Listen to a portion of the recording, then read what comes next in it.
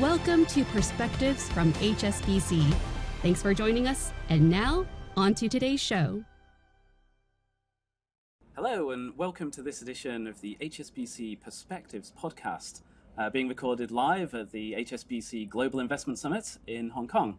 My name is Mark McDonald, Head of Data Science and Analytics for HSBC Global Research. I'm delighted to be joined by Isabelle Meyer from ZENDATA Cybersecurity. It's great to have you here. Should we maybe begin by, if you give a brief introduction to who you are and what ZENDATA does for our listeners? Yes, definitely. Well, funny enough, I'm a lawyer. I've been doing M&As for most of my careers, but about 14 years ago, I started a cybersecurity company out of Switzerland. We specialize in various different projects in cybersecurity, but we mainly work with governments. I would say about 30%, mainly on threat intelligence, managed services, and then international companies, most of their critical infrastructure, OT, these kinds of environment, and then SMEs. We're going to be talking about cybersecurity and AI and its involvement, and a lot of time, cybersecurity would focus on the major environment, but you know, the SMEs are a very big ecosystem, very important in society, and they cannot be forgotten as well. Yes, it's going to be a very exciting conversation with lots to talk about. I guess many of our listeners are likely to be sort of investors. So I thought maybe if we could begin with the financial side of cybersecurity. Obviously, cybersecurity as a business has grown dramatically over the last 10, 15 years. Could you maybe give us some sense of the scope and the scale of how this has grown? If you're looking at the impact of AI in cybersecurity and looking at where to drive through this, right? If we go back to the COVID era, this is where everybody jumped into cloud computing. And that was done in a very, very quick way. And often the cybersecurity was left behind. You take about companies like Wiz. I mean, best example, 2020, cloud computing protection, and it was sold just recently to $32 billion to Google. Well, now we have this chance as well for startups, for investment to participate, but this time we can really bake security from within. And I would say to really not only focuses on company that will be looking at building AI, but regulating it, protecting it, right? It's quite of a big race. We've been using AI forever. I mean, you're in this for a long time as well. It's been decades, right?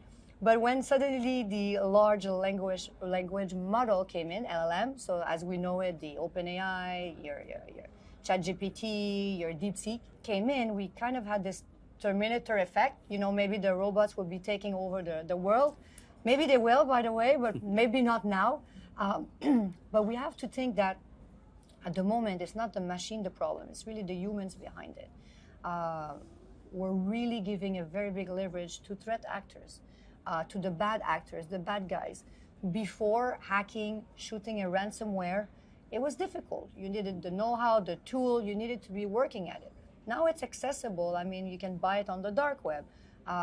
You have kiddie scripts that are very easy to deploy, right? So when we're looking at this and we're looking at where to really do your investment and where to start thinking about it, I would say everything regarding regulation, data protection, and this, I mean, I hope we can talk about it because data protection is becoming an increasingly big risk as well. You know, for people to be a successful security professional, I suspect you probably need a fairly unusual mindset, a kind of playful, constantly looking for ways to poke holes in systems. Do you think investors in this space also need to have an unusual mindset? I'd imagine that there's very much a sort of bad news is good news aspect to cybersecurity. Is there anything else unusual that you think about is needed about the mindset for investors in this space? It's a very good question.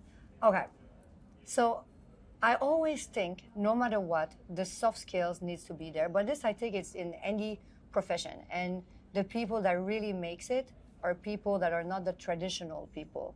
And it's very funny because we're surrounded by thousands of bankers right now. That kind of. But I'll say something a bit crazy, and hopefully, so we were talking about cloud computing, right? So if you're looking at cloud computing was really where the investment was. We needed to protect the cloud. That was really yesterday. Now today, we are talking about AI. So today's priority is AI and AI protection. What's coming up in the future and what people are forgetting to think, and if I may, I'd like to go to the Russia-Ukraine war. Okay. Okay. I know you did not expect me to go there, but you said different mind. Let's make it different. So when you're looking at Ukraine's most important valuable assets, it wasn't the tank, the drones, the aircraft. It was the satellite communication, right? Starlink that was provided by Elon Musk. So it wasn't really a surprise when you had Russia that one of their first move was to hit the satellite communication. And why? Because it's old. And satellites are just, computers floating around our heads. It's not being set with the latest cybersecurity technology. We can't access them. We can't patch them. We can't update them. So it's really, really old. So if, we're talking about the cloud, today, AI, the future for me, if I'm an investor, it would be investing in protecting satellite communication. Think outside the box. And we were just selected by one of the governments now to start building cybersecurity protection in space. Whoa. Yeah, that was also my reaction. That's very cool. It is, because if you're sitting in front, actually someone from Oxford, actually like you, is leading the think tank. And, I'm sitting in front of around of all those brains, and we really want to create this, and because there's so much to do. And I'm like, wow, it's even hard now to protect what we have on Earth. Mind in space. But yes, so I would agree, like if you're going to be an investor, if you're going to be looking at what's next, you really need to think outside the box. You've alluded a couple of times already to the way in which AI and cybersecurity are becoming increasingly intertwined. I think for many people that aren't an expert in either space, that's probably unintuitive as to why these worlds are becoming so intertwined. Could you maybe expand a little bit on why the worlds are so interlinked? Yeah, definitely. And I mean, this is fascinating. We really switched in the latest years from having a kind of defensive cybersecurity to a really proactive, intelligent cybersecurity, and in so many different layers. So, for example, you have security operation centers, right? I would describe them as, let's say, your alarm system in the house. When you leave the house, you put your code, and it's 24/7. It's monitored. So we do this for extremely large companies. Some companies externalize it. Some companies have it in-house. Those layers, the amount of vulnerabilities that are created each year by the big boys, the Microsoft, the Cisco, all of this has a lot of different, lot of vulnerabilities, and you have over 30,000 vulnerabilities a year. So there's no way nowadays human can actually triage, patch, and do this as quick as possible. There's no way the human speed can actually outpace the human machine speed. So now in those security operation centers, we have entire layers that used to be manual work that is done by AI agents, whether it is treating cybersecurity, threat detection, incident response, threat intelligence. So what used to take us days, I would even like to say weeks, now takes seconds. Yep. You have the layer regarding software development. We know that those vulnerabilities are created from human error, right? In the way of coding. So now it's not that suddenly we will not have any more software developers, but we can suddenly have a much more enhancing code. We can have codes that are protecting from within and making sure we can flag vulnerabilities, mistakes from the start. And everything regarding talents. Now I think the number is we're lacking 6 million cybersecurity professionals in the world. So everybody that have kids, they can go in cyber, or just change your career path. And actually, they're getting more and more expensive, and rightly so. But really, everything regarding the soft skills and enhancing this layer is extremely important. But not only that, if you're looking at the lack of cybersecurity professional and the environment of SMEs, now everybody can be smart. That's the beauty of AI. But with the SMEs, I mean, you have the wealth managers, you have the investors, the family offices, the law firms. All of these have extremely high sensitive data. The risk tolerance is extremely low. And the the first budget is not going to be necessarily in cyber and not to have the real full-on cyber team. So this is where AI is really coming a lifeline for them. And we're seeing it like every single day, how useful it is for them. So one of the things that we're seeing in our conversations with investors is that the pace of change of AI has been so rapid over the last few years that I think many people are sort of experiencing the technology without really having had time to develop like an appropriate intuition for how these models work. And this is leading to sort of all kinds of misconceptions about AI. And often it stems from things like, these generative models are trained to produce human-like content. So people anthropomorphize the models and think that they must, whether they can think at all is open for debate, but they think that they think or learn in the same way that humans do. Of course, they don't, and they fail in strange ways or ways that seem strange to humans. And this leads to people not trusting them and all sorts of downstream problems.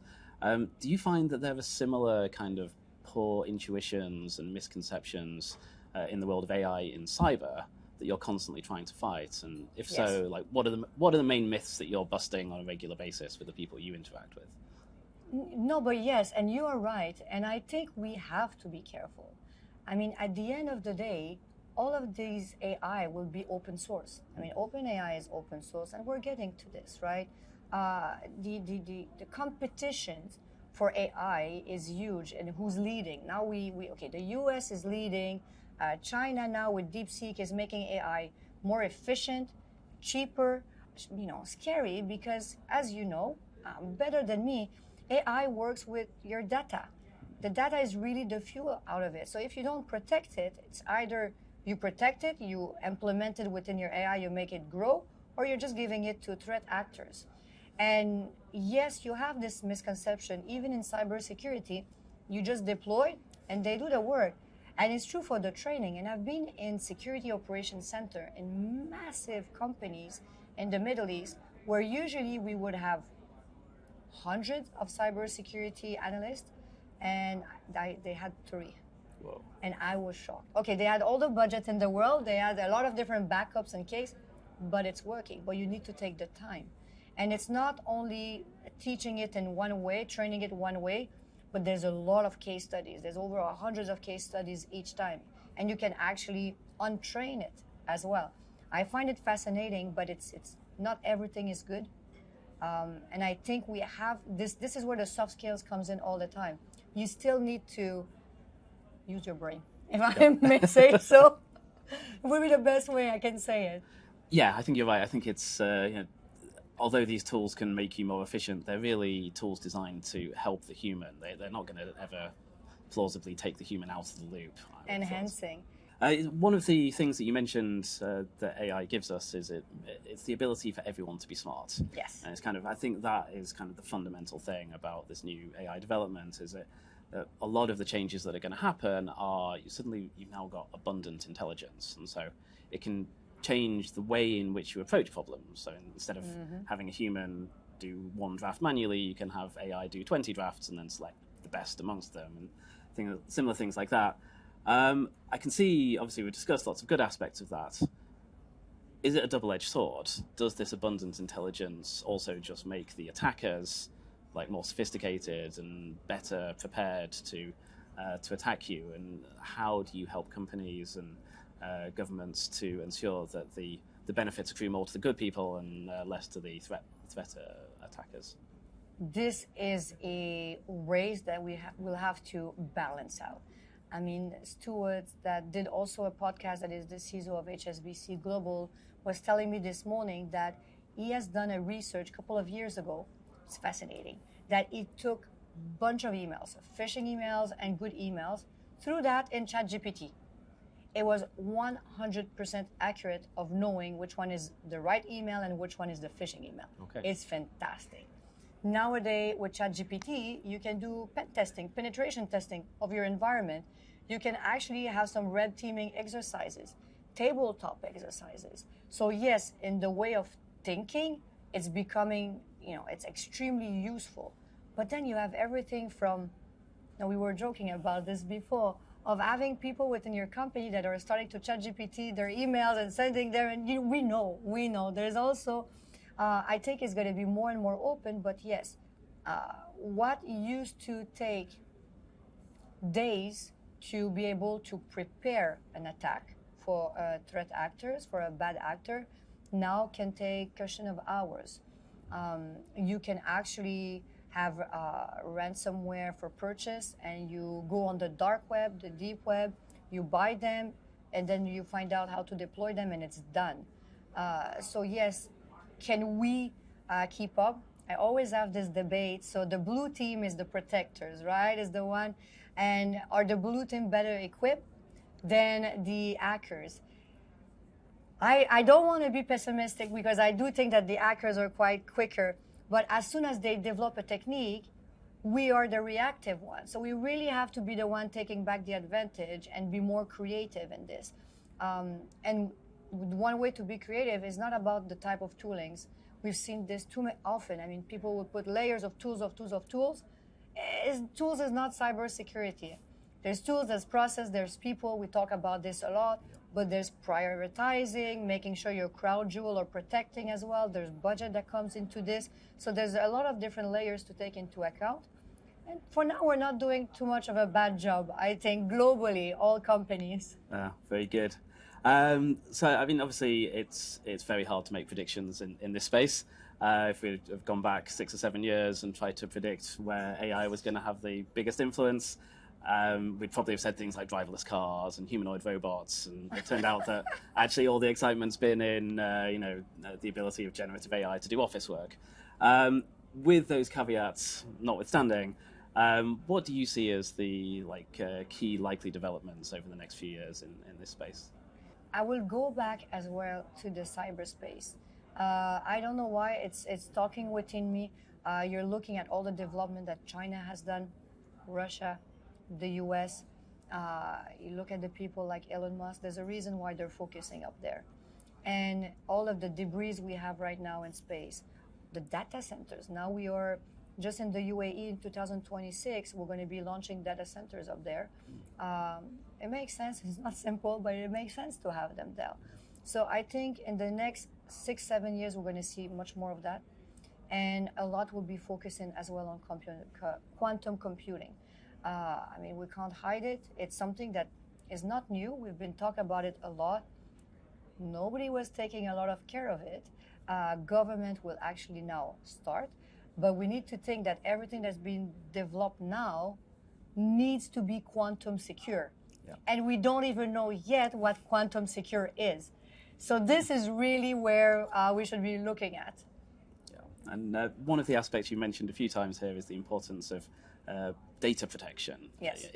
If you were to advise our listeners about, what's the one thing that they should focus on in their work, is that the area that companies should be focusing on, or are there other low-hanging fruits that they should deal with first if they haven't already?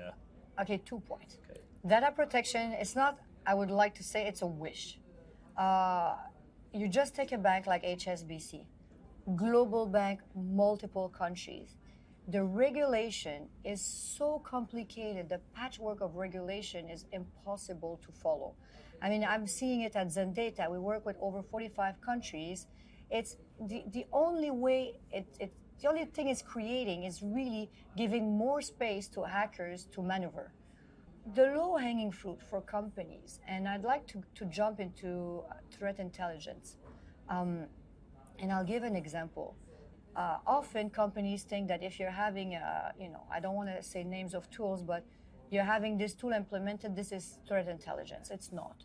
Threat intelligence is really gathering different corroborating points, corroborating data, and ingesting it in your environment to making it operational. And for this, you need multiple tools, but multiple analysts and AI agents, and to make it really functionable. And also, too often the misconception is about, oh, if I know this, I will keep it for me because I have a leverage on my competitors. Well, actually, the only leverage you're giving is the threat actors. And if I may give an example, during COVID, Putin and Biden met in Geneva.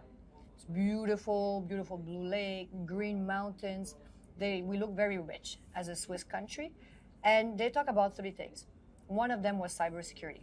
I won't hack you, you won't hack me. Okay. Well, within a second, there was a new threat actors group that started to attack Switzerland.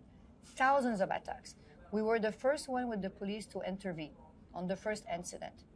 It was the first time a group was going through an infrastructure of a company through a hypervisor. Okay. That was new, and it's extremely important data. But by the time this is debriefed, brought up to the government, the GovCerts that we have, and brought it back to us so we have a green light to be able to disclose it to critical environment, I don't want to say the amount of time it took, because this is public, but we had thousands of attacks in Switzerland. From the airports, the post, the thousands. And this, when I'm talking about threat intelligence sharing, this is the perfect example. It costs nothing. On TV, hey, guys, by the way, when you're deploying your security stack, don't forget your hypervisor. It would have been simple and saved billions to the country. So first, a low-hanging fruit, making sure you have the right communication réseau, like your environments, that you can get data and you can give data. You need to talk to each other, and that costs nothing. Yeah. Okay, so that's the advice for institutions. What about the individuals, the people listening to this podcast? What do you feel are the low-hanging fruits that individuals miss out on that leave them vulnerable to cyber attack? I don't have it on me. It's quite rare. Smartphone. Right. You wake up in the morning, you check your messages. You go to the bathroom, you have your phone. You go tonight, you check out your messages. Your smartphone. And what people don't realize, you don't have firewalls. So every time you're going to a restaurant and all this, and you're clicking for the QR code, please don't. Do old school. Ask for the menu or the iPad. Every time you're walking to a Starbucks and you're going on the free Wi-Fi or even not free Wi-Fi, but you don't know if this Wi-Fi has malicious agents in it or not. Apps, you have malicious apps. Listening device, you have. So you also have to have a 24/7 protection on your smartphone. It's called an MTD. So we do this. People believe that it's very expensive. It's not. But the first step is to actually just be very careful. You don't need to click on everything. And the best free advice for this is every night, restart your phone. Shut it down, restart it. The police does it, everybody does it. It's free, and it's actually because 99% of any malicious application that would have been put inside your phone cannot resist the shutdown. Wow. So it's an easy step, it's free, and you can do it. But I think that's a really first low-hanging fruit. Okay, that's low-hanging fruit that I didn't know about, so I'm definitely going to start doing that as well. Thank you very much for being on the podcast. It's been a fascinating discussion. Thank you so much. It was a real pleasure. Thank you for joining us for this episode of Perspectives. Make sure you're subscribed to HSBC Global Viewpoint to stay connected